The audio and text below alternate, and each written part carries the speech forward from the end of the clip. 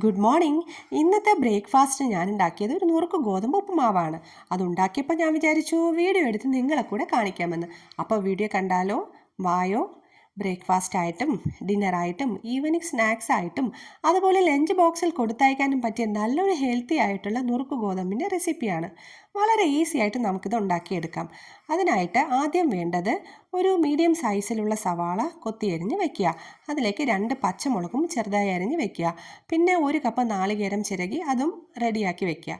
എന്നിട്ട് 1 കപ്പ് നിറയെ നുറുക്ക് ഗോതമ്പ് എടുത്ത് കഴുകി വൃത്തിയാക്കി അതേ കപ്പിൻ്റെ അളവിൽ തന്നെ 3 ഗ്ലാസ് വെള്ളവും അല്പം ഉപ്പും ചേർത്ത് ഒരു കുക്കറിൽ 3 വിസിൽ വരുന്നത് വരെ വേവിച്ച് അത് റെഡിയാക്കി വയ്ക്കുക. അപ്പോൾ നമുക്ക് എളുപ്പത്തിൽ എങ്ങനെയാണ് ഉപ്പുമാവ് തയ്യാറാക്കേണ്ടതെന്ന് നോക്കാം.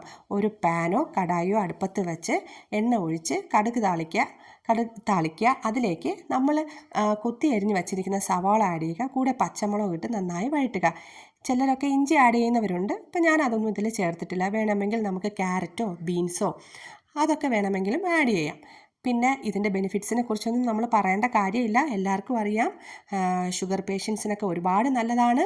അതുപോലെ നമ്മുടെ ഡയറ്റിൽ ഇടയ്ക്കൊക്കെ ഉപ്പുമാവ്, നുറുക്ക് ഗോതമ്പിൻ്റെ ഉപ്പുമാവ്, നുറുക്ക് ഗോതമ്പ് ഉൾപ്പെടുത്തുന്നത് നല്ലതാണ്.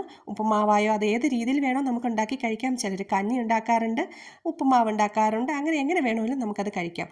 അപ്പോൾ നമ്മുടെ ഹെൽത്തിയും ടേസ്റ്റിയുമായിട്ടുള്ള ഉപ്പുമാവ് റെഡി ആയിട്ടുണ്ട്. നിങ്ങൾക്ക് എൻ്റെ വീഡിയോ ഇഷ്ടമായാൽ ലൈക്ക് ആൻഡ് ഷെയറും കമൻറ്റ് ചെയ്യാനും മറക്കരുത്. എൻ്റെ ഈ ചാനൽ സബ്സ്ക്രൈബ് ചെയ്യാനും മറക്കരുത്. അപ്പോൾ ബൈ.